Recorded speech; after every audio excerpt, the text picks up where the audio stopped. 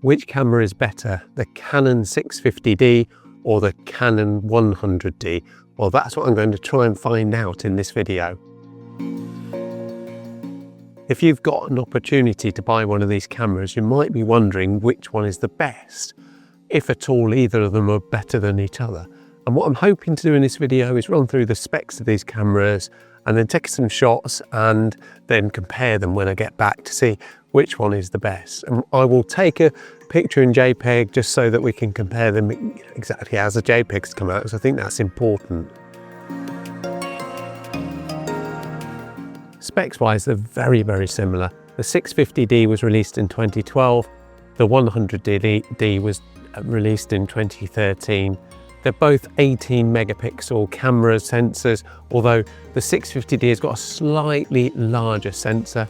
The 650D is a slightly larger camera as well. It's a very minimal difference, but it is slightly bigger. They both have 1 to 12,800 ISO, so they're pretty identical in that sense. The 650D does 5 frames a second, but the 100D does 4 frames a second, and that's one of the very few differences between them. Now, the big difference between these two cameras, besides the size and the weight and the speed, is that the 650D has an articulating screen. So the screen comes out, it's fully articulating, it just comes right out all the way around, whereas the 100D has just got a fixed screen on the back. So that's the main biggest difference between these two cameras. Now, they both do video, they've both got a video a mic input socket, and so they're ideal for video as well as photography as well. So effectively, they're pretty much the same camera. As I said, the 650D is bigger and heavier, and I can feel this in my hands now. And the 100D is definitely smaller and lighter, and the grip is built into the body a bit more than the 650D. But they both come with identical kit lenses. They've both got the 1855 kit lens on, and they're pretty much similar in all aspects. There's, like I said, there's only a year between them, so there's not much difference. What I will do is I'll just put up on the screen all the specs so that you can see that for yourself, see what the difference is. It's hard for me to remember everything as I'm going along, but effectively, as I said, they're you know, spec-wise are very, very similar, and that's why I think there's probably not going to be much difference in the quality of the images. But I'm going to go out in a minute around Lincoln's Arboretum and take a photo with each of them, and just to see what the difference is, if there is any difference.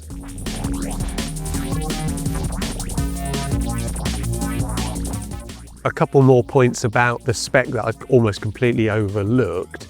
Neither of the bodies are weather sealed and neither of them have stabilization. However, they've both got 9 focus points. That's quite nice.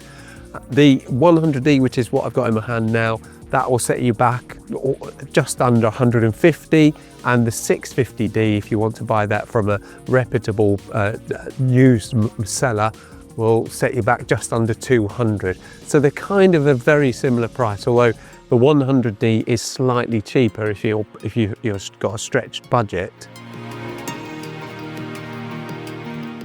I'm borrowing these two cameras, and as you can see, I'm at Lincoln's Arboretum, which is my favourite park in Lincoln, and I'm going to try and find a composition and take a couple of shots with these cameras. For this first shot, I've got a picture of this lion, and I've got him on the left third, so he's looking this way. These paths also frame the lion. I've got 180 of the second, f6.3, because I'm going to keep the same settings, 18mm ISOs on 100, just to keep this all exactly the same. I'm focusing on the lion, so I'm going to take this first shot. Don't know how well you can see that. I'll try and block the light out because this light is pretty horrendous, but you'll get to see the picture in a minute.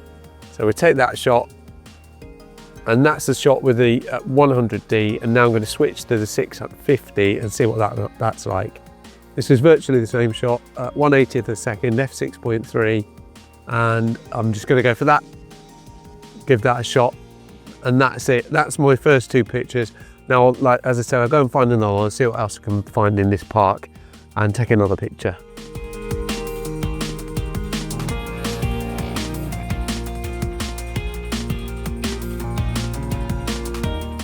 this shot, I've got the Canon, I've got the 650D on, and I've got 1/30 of the second, f6.3, and I've got this fountain right in the middle of the image. This is quite a tricky one because there's loads of contrast here, and I think this is going to be a good one to test. I've got a bit of the pond in there, and the water's coming out of the fountain, which is unusual. I don't normally see this, so I'll take that shot. It moved a bit, so I'll do another one. And then I'll get the 100D on, and I will show you that picture in a second.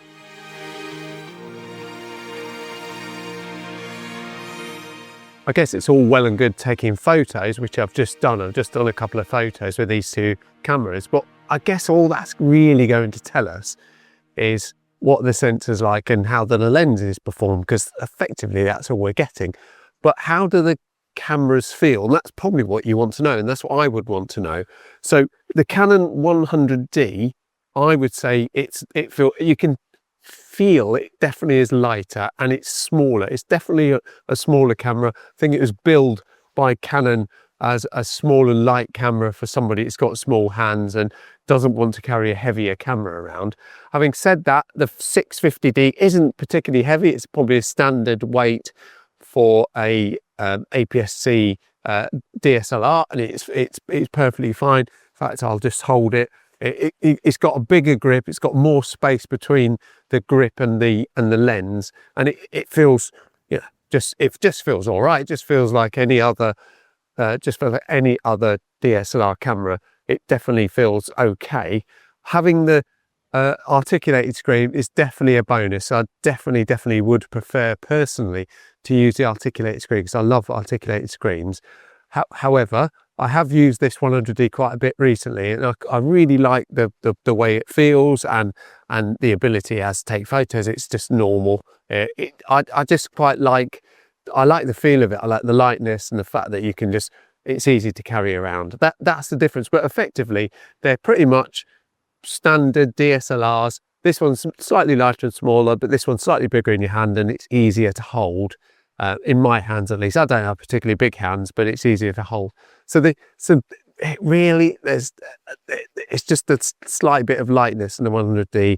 There's really not much between them in reality. I'm back home now, and I've had a chance to have a quick look at the photos, and I've spotted one massive mistake, which is going to render this test pointless, because when I've looked at the Canon 650D, I didn't realise, but it's got a polarizer filter on it. So what that means is it would have, I've exposed correctly for the 650D with the polarizer on it. The 100D probably would have been overexposed by at least one stop. So I'm going to look at these pictures anyway, and I'm going to have to stop down the exposure on the 100D to make it a bit fair, which is a bit poor of me, but these things happen. Now let's have a look on the computer and just have a look at these pictures and see what we think of the two different images. Here's the two pictures side by side, and on the left is the Canon 650D and on the right is the Canon 100D. If I zoom into them to 100%, you can see that they're pretty much identical shots. They've taken in the same place with the same lens. The one on the right, the 100D, as you can see, I've had to stop it down by just over 1% just to make the exposure very, very similar. And what I've noticed by doing that immediately, it sort of added contrast to this line on the right. But for all intents and purposes, these are pretty much exactly identical. If I actually put that to where it should be, that's the difference in that exposure with this circular polarizer. Obviously, I exposed correctly for the 650D line and then incorrectly for the 100. So like I say, if I dropped it down to about just over one stop, it's kind of what that does, it saturates this slightly and adds contrast and compared to this. But actually, if we look at these two images, we look at the writing on these two images, you can't really see any difference. You wouldn't be able to tell which camera they were taken from. They look pretty much identical, and they should be, because they were the same lens. So that's the first image. Yeah, everything looks the same. Actually, the the focal length looks almost exactly the same, just slightly different. This bin's a bit closer to us than that, but basically they're the same. You can't really tell the difference. Now let's have a look at the other picture I took. So here's the two images of the fountain. On the left is the 650D and on the right is the overexposed 100D. And if I zoom into about 100%, if we go here, we can have a look at this part of this pillar, because that's right central. I will just drop this exposure down here just by 1.2%, something like that again. That would just get it close to where it was. Once again, what you'll notice is that this is slightly more saturated. This side, it looks hazy compared to the right-hand side. Yeah, it definitely looks more, as you can tell, much more contrast in saturated. That's why that's possibly why that looks more hazy than that. Let's just drop that back off again, zoom into there and see if it looks the same. Yeah, it probably does now, doesn't it? Slightly, because that's brighter. It still doesn't, that does look hazy. Let's just drop it back again, so we can have at least an idea. So if I just put it to there, you'll see sharpness wise, they should be exactly the same, because it's pretty much the same lens. When I've just dropped the exposure down, it does brighten this up. It does make it look a bit more sharper. But let's zoom back out again. Obviously, let's just drop that down a bit more, because that's in the way. But yeah, once again, you couldn't really tell. You couldn't really tell which camera each of these images were taken off. I think that, as I expected, I suspected before this little test that this was going to be a draw. Although, like I said, yeah, with maybe the polarizer filter needed a clean, so this does look a bit, yeah, it does look a bit hazy, doesn't it? This side on the left.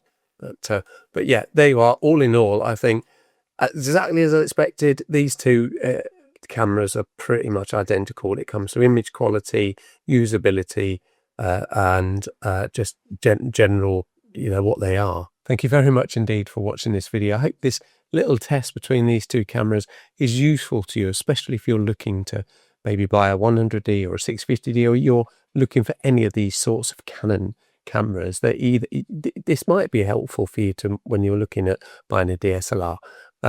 Yeah, as I said, thank you very much for watching. If you've enjoyed it, then why not give it a like? That'd be amazing.